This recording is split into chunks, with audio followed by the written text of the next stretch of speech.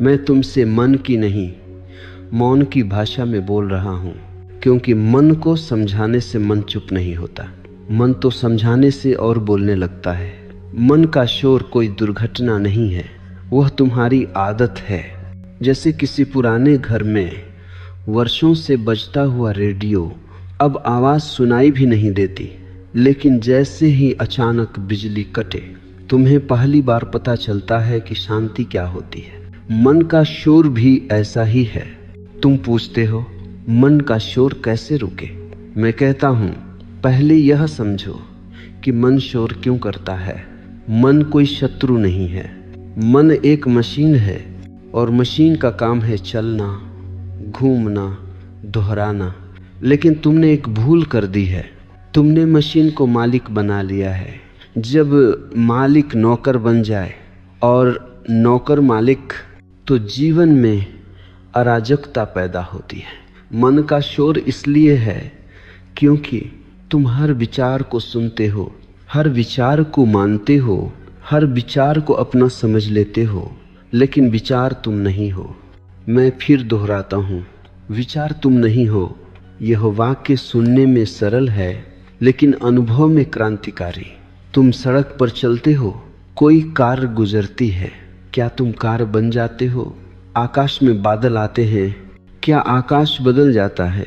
मन में विचार आते हैं, लेकिन तुम क्यों बदल जाते हो? क्योंकि तुम्हें कभी सिखाया ही नहीं गया कि विचार देखे जा सकते हैं। तुम्हें सिखाया गया है विचारों से पहचान बनाओ, मैं ऐसा हूँ, मैं वैसा हूँ, मेरे साथ यह हुआ, मेरे साथ वह होगा।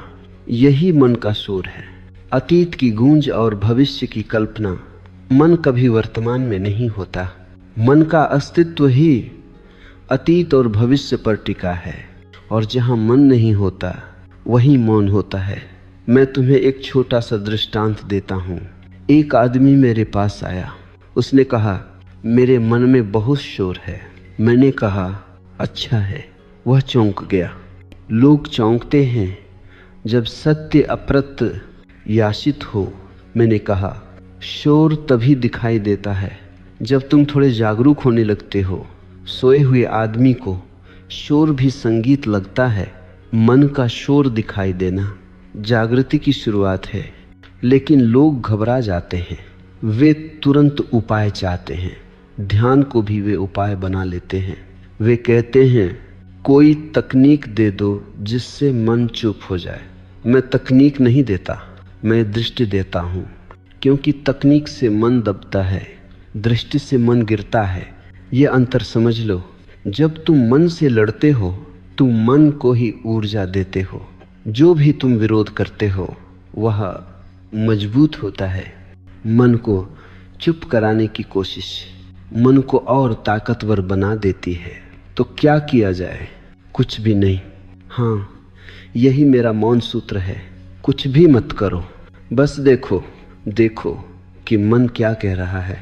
जैसे कोई नदी बह रही हो और तुम किनारे खड़े होकर देख रहे हो।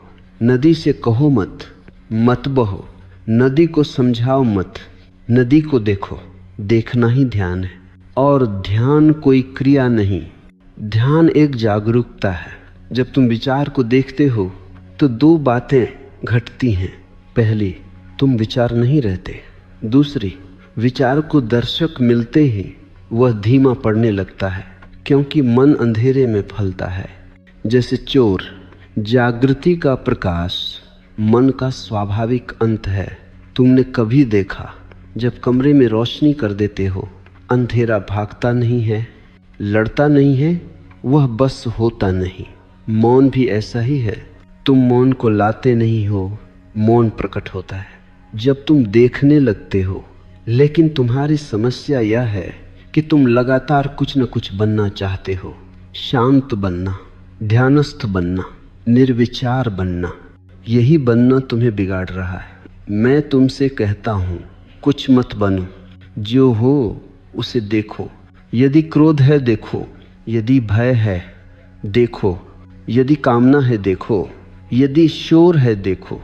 देखना ही रूपांतरण है। और याद रखना, देखने वाला का भी शोर नहीं करता। शोर हमेशा देखा जाने वाला करता है। जैसे ही तुम दर्शक बने, मन पीछे हटने लगता है। धीरे धीरे मन को जल्दी में नहीं बदला जा सकता। जल्दी मन की भाषा है, मौन की कोई हड़बड़ी नहीं होती। इसलिए मैं तुमसे कहता हूँ, धैर्य रखो। मन वर्षों से बोलता आया है, एक दिन में वह चुप नहीं होगा।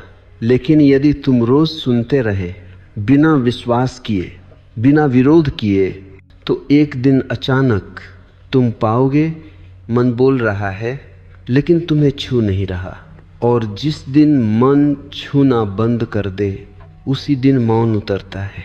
वह मौन शब्दहीन है लेकिन अर्थ से भरा हुआ। वह मौन खाली नहीं, पूरा है। वह मौन मृत्यु नहीं, जीवन है। मैं तुमसे एक बहुत सूक्ष्म बात कहना चाहता हूँ। मन का शोर तुम्हारी समस्या नहीं है, मन के शोर से तुम्हारा डर समस्या है। मन बोलता है लेकिन तुम घबरा जाते हो, और घबराहट में तुम दो काम करते हो, या तो तुम भागते हो या तुम लड़ते हो। दोनों ही स्थितियों में मन जीत जाता है, क्योंकि मन को चाहिए बस तुम्हारी भागीदारी। मन तभी तक शक्तिशाली है जब तक तुम उससे जुड़े हो। मैं देख रहा हूँ, तुम मन को ऐसे देखते हो जैसे वह कोई राक्षस हो, लेकिन मन राक्षस नहीं है। मन तो एक तोता है जो वही दोहराता है जो उससे सिखाया गया। समाज ने मन को शोर सिखाया है। बचपन से तुम्हें सिखाया गया, सोचो, तुलना करो, भविष्य की चिंता करो, अतीत को याद करो, डरो, दोषी महसूस करो, महत्वाकांक्षा रखो, और फिर तुम कहते हो मन बहुत शोर करता है। यह ऐसा ही है जैसे तुम किसी बच्चे को दिन रात चीखना सिखाओ और फिर कहो यह बच्चा बहुत शोर करता है। मन निर्दोष है, वह बस प्रशिक्षित है। लेकिन समस्या यह नहीं है, समस्या यह है कि तुम मन को अपना अस्तित्व मान बैठे हो। तुम कहते हो मेरा मन परेशान है। नहीं, मन परेशान नहीं है, तुम परेशान हो क्योंकि तुम मन बने बैठे हो। यह पहचान ही शोर की जड़ है। मैं एक कहानी सुनाता हूँ। एक आदमी नदी के किनारे बैठा था, पानी तेज बह रहा था। वह घबरा गया। उसने कहा, नदी बहुत अशांत है। मैंने उससे कहा, नदी नहीं, तुम्हारा मन अशांत है। नदी तो बस बह रही है। मन का शोर असल में जीवन की ऊर्जा है जो गलत दिशा में बह रही है। ऊर्जा कभी शांत नहीं होती। ऊर्जा या तो जागरूक होती है या अचेत। जब ऊर्जा अचेत होती है वह विचार बनती है। जब ऊर्जा चेतन होती है वह मौन बनती है। यही रहस्य है। तुम मन को दबाने की कोशिश करते हो क्योंकि तुम्हें लगता है कि शांति का अर्थ है कुछ न चलना। नहीं, शांति का अर्थ है कुछ चल रहा है लेकिन तुम उससे बंधे नहीं हो। जैसे सड़क पर ट्रैफिक चल रहा है लेकिन तुम फुटपाथ पर खड़े हो। मन की सबसे बड़ी चाल यह है कि वह तुम्हें विश्वास दिला देता है कि यदि मन चुप हो गया तो तुम शून्य हो जाओगे। तुम डरते हो अगर विचार नहीं होंगे तो मैं कौन रहूँगा। ये डर बहुत गहरा है क्योंकि अब तक तुम्हारी पहचान ही विचारों से बनी है। नाम, धर्म, राष्ट्र, सफलता, असफलता, अपमान, सम्मान, ये सब मन की आवाज़ें हैं। और मन कहता है अगर मैं नहीं रहा तो तुम भी नहीं रहोगे। ये झूठ है। मन हटता है तब तुम पहली बार प्रकट होते हो। मन हटता है तब साक्षी जन्म लेता है। मन हटता है तब मौन उतरता है। लेकिन मौन से पहले एक डर का क्षण आता है। यह डर उसी तरह का है जैसे कोई आदमी अंधे कमरे में वर्षों रहा हो और अचानक रोशनी जला दी जाए।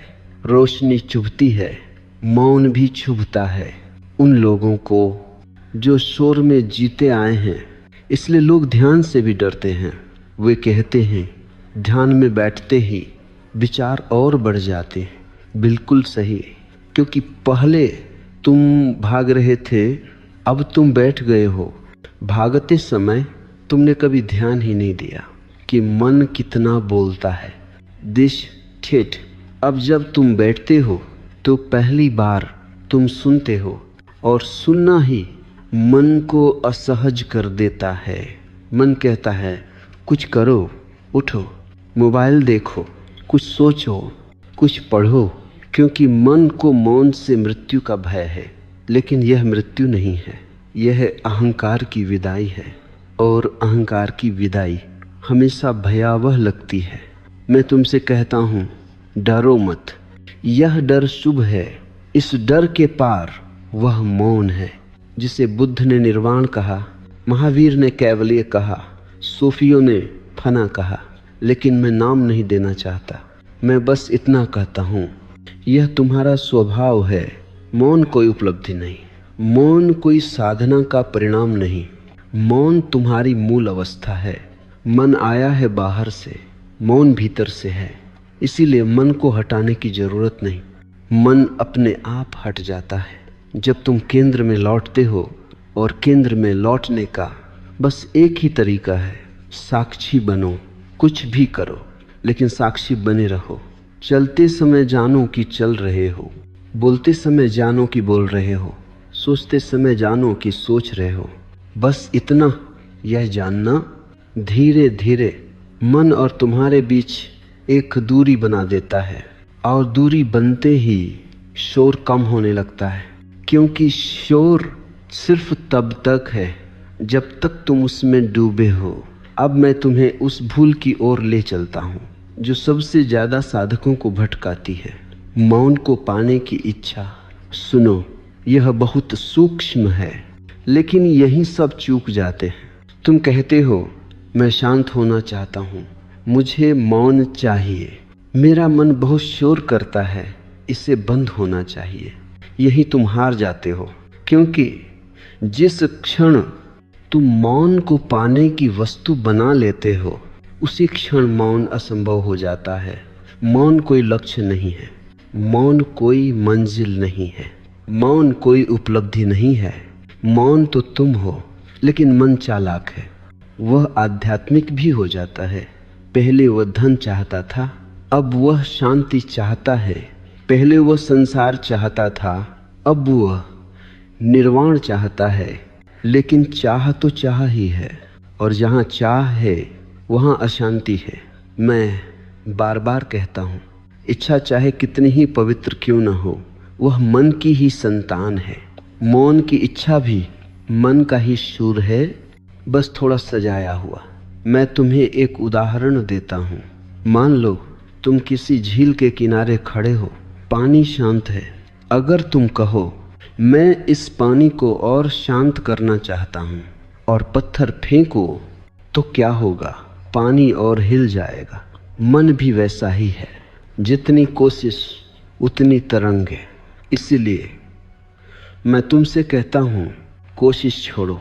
ध्यान कोशिश नहीं है, ध्यान अनुमति है। तुम जीवन को जैसा है वैसा होने दो। तुम मन से कहते हो तू क्यों बोल रहा है, यह भी एक संवाद है, और संवाद में शोर होता ही है।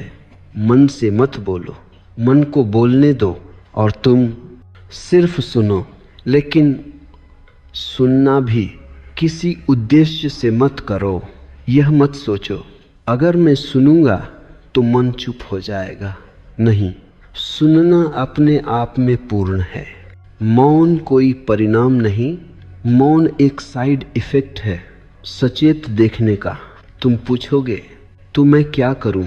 मैं कहता हूं कुछ भी नहीं, सिर्फ एक बात छोड़ दो, नियंत्रण। मन को नियंत्रित करने की आदत तुम्हारी सबसे पुरानी बीमारी है। बचपन से तुम्हें सिखाया गया, खुद को कंट्रोल करो, भावनाओं को दबाओ। क्रोध बुरा है, कामना गलत है, डर कमजोरी है, और इस दबाव ने मन को तहखाने में धकेल दिया। तहखाने में सब कुछ शोर मचाता है। जिस दिन तुम मन को पूरी स्वतंत्रता देते हो, जो कहना है कहो, उसी दिन मन पहली बार थकता है।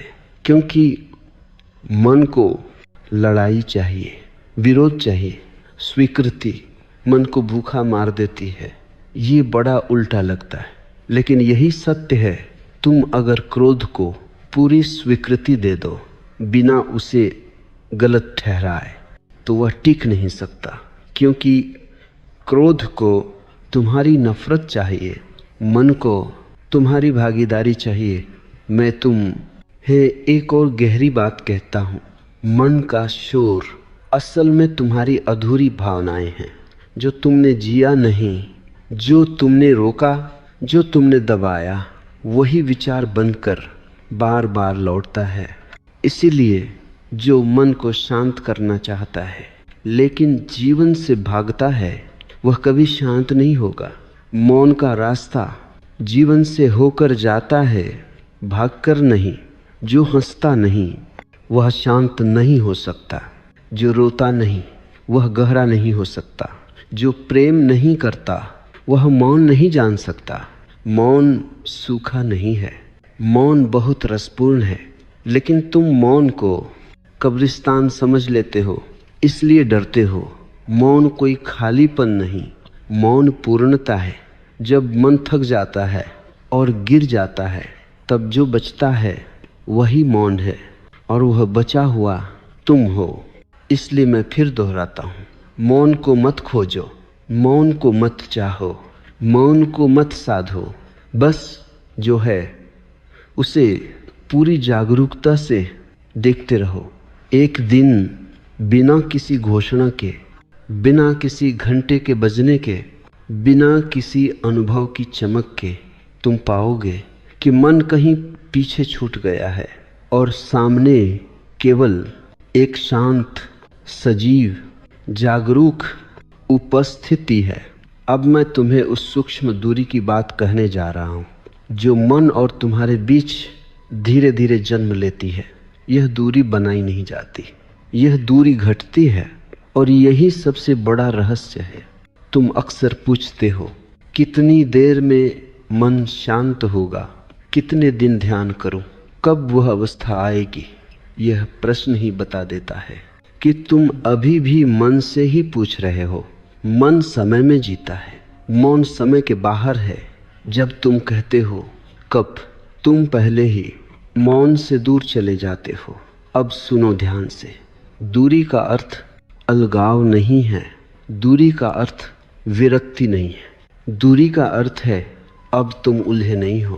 पहले विचार आता था और तुम तुरंत उसमें कूद पड़ते थे। विचार, मैं असफल हो जाऊंगा। तुम, हाँ मैं असफल हूँ। विचार, लोग क्या सोचेंगे? तुम, हाँ लोग यही सोच रहे हैं। यह छलांग मन और तुम्हारे बीच कोई दूरी नहीं छोड़ती थी। अब जब साक्षी जन्म लेता है तो वही विचार आता है, लेकिन कुछ बदल जाता है। विचार आता है, मैं असफल हो जाऊंगा, और भीतर कुछ कहता है, अच्छा यह विचार आया, बस यही दूरी है। यह दूरी शब्दों से नहीं, जागरूकता से बनती है। जैसे तुम सड़क पर खड़े हो और कोई आदमी गाली देता हुआ निकल जाए, तुम सुनते हो लेकिन घर तक उसे नहीं ले जाते। पहले तुम हर विचार को घर तक ले आते थे, अब तुम उसे रास्ते में ही जाने देते हो। यही मौन की शुरुआत है। लेकिन याद रखना, इस दूरी को कभी भी अहंकार मत बनने देना। कई लोग यहाँ एक नई पहचान बना लेते हैं। वे कहते हैं, अब मैं साक्षी हूँ, अब मैं बहुत जागरूक हूँ, अब मुझे कुछ नहीं छूता। यह भी मन की चाल है। मन मरता नहीं है। इतनी आसानी से वह आध्यात्मिक वस्त्र पहन लेता है। अगर तुम यह कहने लगे मुझे क्रोध नहीं आता और भीतर क्रोध दबा है, तो तुम और दूर चले गए। साक्षी कभी दावा नहीं करता, साक्षी बस देखता है। अगर क्रोध है, साक्षी उसे भी देखता है। अगर शांति है, साक्षी उसे भी देखता है। साक्षी तटस्थ है। यही तटस्थता मन के शोर को भूखा मार देती है, क्योंकि मन या तो प्रतिक्रिया चाहता है या विरोध। तटस्थता मन को कोई भोजन नहीं देती। अब एक और गहरी बात समझो, मन का शोर तभी तक है जब तक तुम कुछ बनना चाहते हो। जैसे ही बनने की दौड़ रुकती है, शोर अपने आप गिरने लगता है। तुम जीवन को एक प्रोजेक्ट बना चुके हो, बेहतर बनना, अधिक शांत बनना, अधिक सफल बनना, अधिक आध्यात्मिक बनना। और हर प्रोजेक्ट तनाव पैदा करता है। मौन कोई प्रोजेक्ट नहीं, मौन एक विश्राम है। और विश्राम किसी प्रयास से नहीं आता, विश्राम छोड़ने से आता है। इसलिए ध्यान में कोई लक्ष्य मत रखो, मत कहो आज अच्छा ध्यान न हुआ, आज मन बहुत भटका। ये दोनों ही मूल्यांकन है, और मूल्यांकन मन की भाषा है। ध्यान में सफलता और असफलता नहीं होती, ध्यान में सिर्फ जागरूकता होती है। जैसे कोई बच्चा पहली बार चलना सीखता है, वह गिरता है, उठता है, लेकिन वह कभी नहीं कहता आज असफल रहा। वह चलता है, क्योंकि चलना उसकी प्रकृति है। मौन भी तुम्हारी प्रकृति है। इसलिए जब मन शोर करे, उसे दुश्मन मत बनाओ। कहो ठीक है, आज मन बहुत बोल रहा है, और बस देखो, तुम्हें आश्चर्य होगा। जिस दिन तुम मन से लड़ना बंद कर दोगे, उसी दिन मन पहली बार कम बोलने लगेगा, क्योंकि अब उसका दर्शक है। और दर्शक के सामने कोई नाटक ज़्यादा देर नहीं चल सकता। धीरे धीरे विचारों के बीच छोटे छोटे अंतराल आने लगते हैं। पहले एक विचार और दूसरे विचार के बीच कोई जगह नहीं थी, अब एक छोटा सा मौन बीच में छलकता है। मत पकड़ो उसे, मत कहो आ गया, क्योंकि पकड़ते ही वह चला जाएगा। बस उसे आने जाने दो। यह मौन मेहमान की तरह आता है। जो मेहमान को जकड़ लेता है, वह दोबारा नहीं आता। जो बिना आग्रह स्वागत करता है, वहीं ठहरता है। और एक दिन तुम पाओगे, मन है लेकिन केंद्र में नहीं। मन बोलता है लेकिन निर्णय नहीं करता। मन चलता है लेकिन मालिक नहीं है। तुम वापस अपने सिंहासन पर बैठ गए हो। यही मौन है। अब मैं उस सबसे बड़ी गलतफहमी को तोड़ना चाहता हूँ, जो मौन के बारे में सदियों से बनी हुई है, कि मौन का अर्थ है दुनिया से भाग जाना। लोग सोचते हैं जो शांत है वह जीवन से कट गया होगा, जो मौन में है वह शायद निष्क्रिय हो गया होगा, जो भीतर उतर गया वह बाहर बेकार हो गया। ये बहुत पुराना झूठ है। मौन जीवन के विरुद्ध नहीं है, मौन जीवन की सबसे गहरी हाँ है। समस्या ये है कि तुमने जीवन को शोर से जोड़ लिया है। तुम मान बैठे हो जो जितना व्यस्त है वह उतना ही जीवित है, वो जितना बोलता है वह उतना ही महत्वपूर्ण है, जो जितना भागता है वह उतना ही सफल है। और जो शांत बैठा है उसे तुम कहते हो यह कुछ नहीं कर रहा। लेकिन मैं तुमसे कहता हूँ, जो भीतर स्थिर है वही बाहर सही करता है। मन का शोर तुम्हें कर्म में नहीं, प्रतिक्रिया में ले जाता है, और प्रतिक्रिया हमेशा अंधी होती है। जब मन शोर में होता है, तुम बोलते नहीं, उछलते हो, तुम करते नहीं, फिसलते हो और फिर पछताते हो। मौन कोई सुस्ती नहीं है, मौन स्पष्टता है। मौन में हर क्रिया शुद्ध होती है। मैं तुम्हें एक उदाहरण देता हूँ। दो तीरंदाज हैं। एक तीर चलाने से पहले बहुत सोचता है, डरता है, हिसाब लगाता है, अपने आप से बातें करता है। दूसरा शांत खड़ा है, न कोई संवाद, न कोई तनाव। तीर चलता है, पहला चूक जाता है, दूसरा लक्ष्य भेद देता है। क्यों? क्योंकि दूसरा अपने मन में नहीं था, वह पूरी तरह उस क्षण में था। मौन का अर्थ है पूरी तरह यहाँ होना, न अतीत में न भविष्य में। और जो यहाँ होता है वह जीवन से कभी अलग नहीं होता। वह जीवन में और गहराई से प्रवेश करता है। लेकिन समाज को मौन से डर लगता है, क्योंकि मौन वाला आदमी नियंत्रण में नहीं आता। उसे भड़काया नहीं जा सकता, उसे डराया नहीं जा सकता, उसे बहकाया नहीं जा सकता। इसलिए समाज शोर पैदा करता है। समाचार, सोशल मीडिया, अफवाहें, डर, लालच, ताकि तुम अपने भीतर न उतर सको। क्योंकि जिस दिन तुम भीतर उतर गए उस दिन तुम स्वतंत्र हो गए। और स्वतंत्र आदमी खतरनाक होता है उनके लिए जो सत्ता चाहते हैं। इसलिए ध्यान रखना, जब तुम मौन में उतरते हो तो कुछ लोग तुम्हें गलत समझेंगे। वे कहेंगे अब यह पहले जैसा नहीं रहा, अब यह ठंडा हो गया है, अब इसमें जोश नहीं रहा।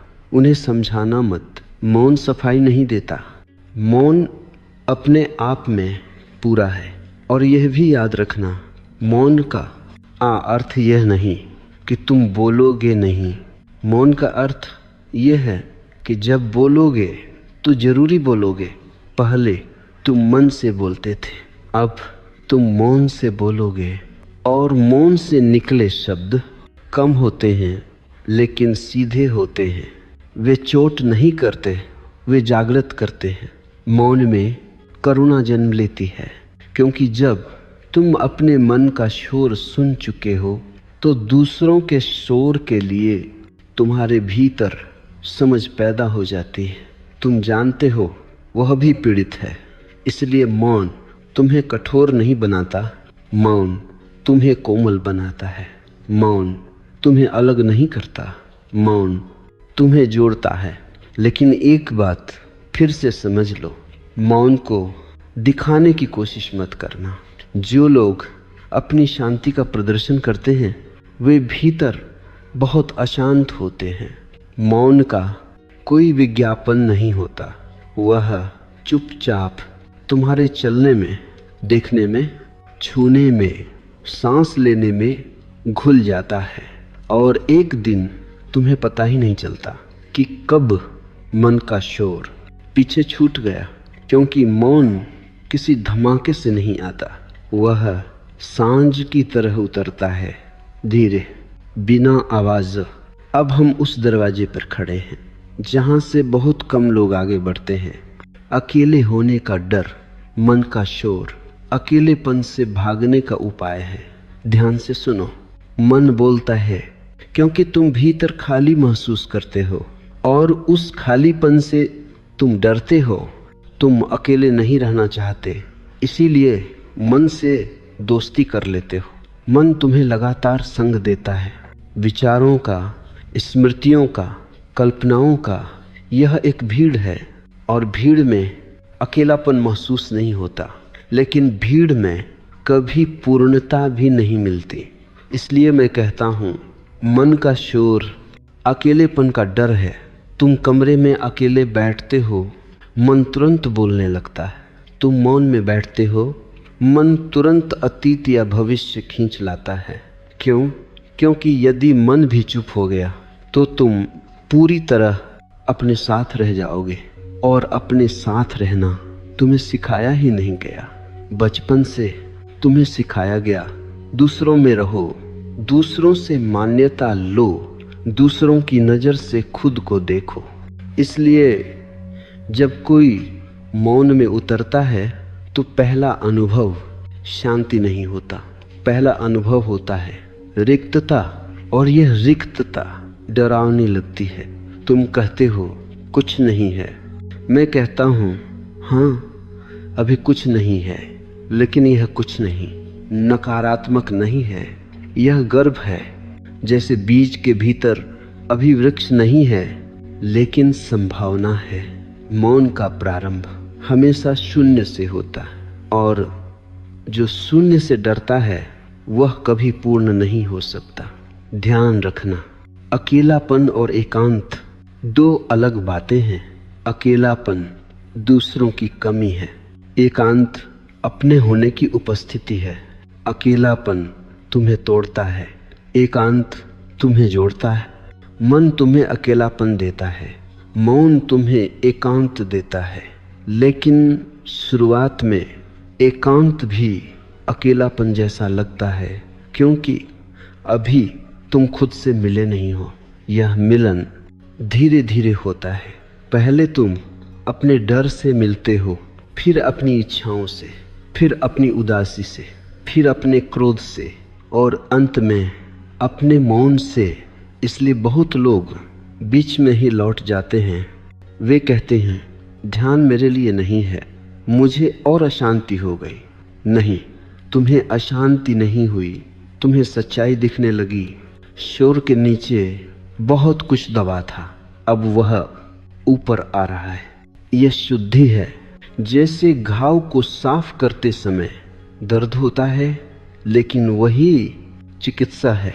इसलिए अगर ध्यान में अकेलापन आए तो भागना मत, उसके साथ बैठो, उससे महसूस करो, उसे नाम मत दो, उसे कहानी मत बनाओ, बस महसूस करो और एक चमत्कार घटेगा। जिस अकेलेपन से तुम डर रहे थे वह धीरे धीरे घुलने लगेगा और उसकी जगह एक अजीब सी गरिमा आएगी, एक शांत आनंद, एक ऐसा सुख जो किसी से मांगा नहीं गया। यह आत्मसंपन्नता है। और जब तुम अपने साथ सुखी हो जाते हो तब दूसरों के साथ तुम बोझ नहीं रहते, तब प्रेम जरूरत नहीं रहता, प्रसाद बन जाता है। इसलिए याद रखना, मौन में उतरना अकेला होना नहीं है। मौन में उतरना पहली बार घर लौटना है। मन शोर करता था क्योंकि तुम घर से बाहर थे, अब तुम भीतर लौट रहे हो। अब हम उस बिंदु पर आते हैं जहां मन अपनी आखिरी चाल चलता है। मैं की आवाज़ ध्यान से सुनो। मन का शोर जितना दिखाई देता है वह उतना खतरनाक नहीं है। खतरनाक है वह आवाज़ जो बहुत शांत होकर कहती है मैं हूँ। यही मैं मन का अंतिम किला है। जब विचार थक जाते हैं, जब कल्पनाएं गिरने लगती हैं, जब अतीत भविष्य ढीले पड़ जाते हैं, तब मन एक बहुत सूक्ष्म रूप ले लेता है। वह कहता है मैं ध्यान कर रहा हूँ, मैं साक्षी बन गया हूँ, मैं शांत हूँ, मैं बदल गया हूँ। यह मैं बहुत पवित्र लगने लगता है, लेकिन यही सबसे बड़ा धोखा है, क्योंकि जहाँ मैं है वहाँ अभी भी केंद्र मन के पास है। मौन में कोई मैं नहीं होता, मौन में केवल होना होता है। समस्या यह है कि तुम मैं के बिना अपने अस्तित्व की कल्पना नहीं कर पाते। तुम सोचते हो अगर मैं नहीं रहा तो क्या मैं मिट जाऊंगा? नहीं, मैं मिटता है, तुम प्रकट होते हो। मैं एक विचार है, सबसे जिद्दी विचार। यह विचार अन्य सभी विचारों को जोड़कर रखता है, जैसे धागा माला को जोड़े रखता है। धागा कटे तो मोती बिखर जाते हैं, मैं गिरे तो मन बिखर जाता है, और वही बिखरना मुक्ति है।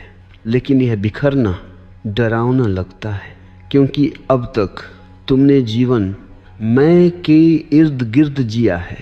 मेरी बात सुनो, जब तुम कहते हो मेरा मन, तो तुम पहले से ही दो हो। ध्यान दो इस पर। अगर तुम कहते हो मेरा शरीर, तो तुम शरीर नहीं हो। अगर तुम कहते हो मेरा मन, तो तुम मन नहीं हो। तो फिर यह मैं कौन है जो कह रहा है मेरा? यही खोज शुरू होती है। इस खोज में कोई उत्तर नहीं मिलता, लेकिन खोजते खोजते मैं ढीला पड़ जाता है, क्योंकि मैं सिर्फ तब तक है जब तक उस पर प्रश्न नहीं किया जाता। जैसे अंधेरे में रस्सी को सांप मान लेना, प्रकाश डालो सांप गायब, प्रश्न प्रकाश है। इसलिए मैं कहता हूँ मैं कौन हूँ? यह कोई मंत्र नहीं है, यह एक ध्यान है। लेकिन उत्तर खोजने मत बैठना। अगर उत्तर खो जा तो मन फिर सक्रिय हो जाएगा। सिर्फ देखो यह मैं कहाँ से उठता है, जब क्रोध आता है कौन कहता है मुझे क्रोध आया? जब सुख आता है कौन कहता है मैं खुश हूँ? जब मौन आता है कौन कहता है मैं शांत हूँ? तुम पाओगे यह मैं हर अनुभव के बाद पीछे से आता है और उस पर अपना नाम चिपका देता है। जैसे कोई खाली घर पर नेम प्लेट लगा दे, लेकिन घर नेम प्लेट से नहीं बनता। अनुभव मैं से नहीं बनते, अनुभव होते हैं, बस होते हैं। जब यह समझ गहरी होती है तो एक दिन बहुत सहज रूप से मैं गिर जाता है। कोई घोषणा नहीं, कोई घंटा नहीं बजता, कोई रोशनी नहीं चमकती, बस एक हल्कापन, जैसे सिर से कोई भारी बोझ उतर गया हो। और उसी क्षण मन का शोर जड़ से कट जाता है, क्योंकि शोर का कोई केंद्र नहीं बचता। अब विचार आते हैं लेकिन मालिक नहीं है, भावनाएं उठती हैं लेकिन पकड़ नहीं बनती, जीवन चलता है लेकिन कोई कर्ता नहीं बचता। यही वह मौन है जिसे शब्दों में नहीं पकड़ा जा सकता। लेकिन मैं जानता हूँ अभी मन एक सवाल पूछेगा, वह कहेगा तो फिर मैं कौन हूँ? यही अगला और अंतिम द्वार है। अब प्रश्न सामने खड़ा है, मैं कौन हूँ? लेकिन मैं तुम्हें सावधान करता हूँ, यह प्रश्न सोचने के लिए नहीं है, यह प्रश्न जीने के लिए है। जिस क्षण तुम इसे सोचने लगते हो मन फिर चालाक हो जाता है, वह दर्शन रचता है, वह उत्तर गढ़ता है, वह कहता है मैं आत्मा हूँ, मैं चेतना हूँ, मैं ब्रह्म हूँ। ये सब सुंदर शब्द हैं, लेकिन ये भी शोर ही हैं, सत्य शब्द नहीं है, सत्य अनुभव है। इसलिए मैं कहता हूँ इस प्रश्न को पकड़ो मत, इसे होने दो। जैसे कोई कांटा पैर में चुभा हो, क्या तुम बैठकर उस पर सिद्धांत बनाते हो? नहीं, पूरा ध्यान उसी चुभन पर होता है। मैं कौन हूँ? ऐसी ही चुभन बन जाए, लेकिन बिना बेचैनी के, बस एक गहरी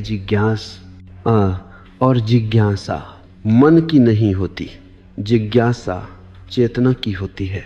जब यह प्रश्न भीतर उतरता है तो धीरे धीरे तुम पाओगे पहले मैं यह हूँ, गिरता है, फिर मैं वह हूँ, गिरता है, फिर सारे परिचय ढीले पड़ जाते हैं। नाम, भूमिका, इतिहास, भविष्य सब जैसे पुराने कपड़े उतरते चले जाते हैं और अंत में कुछ भी नहीं बचता जिसे तुम मैं कह सको। यह क्षण डरावना नहीं होता, डर तो पहले आता है। यह क्षण अद्भुत रूप से शांत होता है, क्योंकि अब बचाव करने को कुछ नहीं है, अब साबित करने को कुछ नहीं है, अब बचाने को कुछ नहीं है। यही मुक्ति की सुगंध है। लेकिन मन यहाँ भी एक चाल चलता है। वो कहता है अच्छा तो अब मैं कुछ नहीं हूँ। ध्यान देना, यह भी मैं है, मैं कुछ नहीं हूँ भी एक कथन है, और जहाँ कथन है वहाँ अभी भी मन है। इसलिए कुछ भी मत कहो, न मैं हूँ न मैं नहीं हूँ, बस होने दो। जैसे आकाश न कहता है मैं आकाश हूँ, न कहता है मैं नहीं हूँ, वह बस है। और उसी बिना घोषणा के पूरा आकाश उपस्थित रहता है। जब यह घटता है तो मौन अब अनुभव नहीं रहता, मौन तुम बन जाते हो। पहले मौन आता जाता था, अब मौन स्थायी हो जाता है। लेकिन याद रखना, यह स्थायित्व पकड़ से नहीं आता। जिस दिन तुम कहोगे अब मैं पहुंच गया, उसी दिन मन फिर लौट आएगा। इसीलिए बुद्ध ने कहा यदि रास्ते में बुद्ध मिल जाए तो उसे भी छोड़ देना, क्योंकि अंतिम सत्य कोई आकृति नहीं, कोई पहचान नहीं, कोई उपलब्धि नहीं। अब जीवन बिल्कुल साधारण हो जाता है, तुम खाते हो, तुम चलते हो, तुम बोलते हो, लेकिन भीतर कोई शोर नहीं, कोई टिप्पणी नहीं, कोई तुलना नहीं। जीवन पहली बार सीधा हो जाता है और यही सबसे बड़ा चमत्कार है। लोग चमत्कार खोजते हैं, रोशनी, अनुभव, सिद्धियां, लेकिन सच्चा चमत्कार है साधारण जीवन, बिना मन के शोर के। यहाँ से कोई यात्रा नहीं। अब हर क्षण घर है। अब प्रश्न ये नहीं रहा कि मौन क्या है, अब प्रश्न यह है मौन में जिया कैसे जाए, क्योंकि मौन कोई अंतिम अनुभव नहीं। मौन एक जीवन शैली है और यही वह जगह है जहाँ बहुत लोग फिर से चूक जाते हैं। वे सोचते हैं अब मुझे दुनिया छोड़ देनी चाहिए, अब मुझे संबंधों से दूर हो जाना चाहिए, अब मुझे एकांत में ही रहना चाहिए। नहीं, मौन भागना नहीं सिखाता, मौन मौजूद रहना सिखाता है। बाजार में भी मौन संभव है, भीड़ में भी मौन संभव है। यदि मौन सिर्फ गुफा में संभव होता तो बुद्ध गुफा से बाहर कभी ना आते। यदि मौन सिर्फ हिमालय में मिलता तो जीवन इतना निकट क्यों होता। सच ये है, मौन तुम्हारे भीतर है, स्थान अप्रासंगिक है। अब सुनो ध्यान से। मौन में जीने का पहला सूत्र है धीरे चलो। दुनिया तेज है, मन तेज है, मौन धीमी गति में खेलता है। धीरे चलना शारीरिक नहीं आंतरिक है।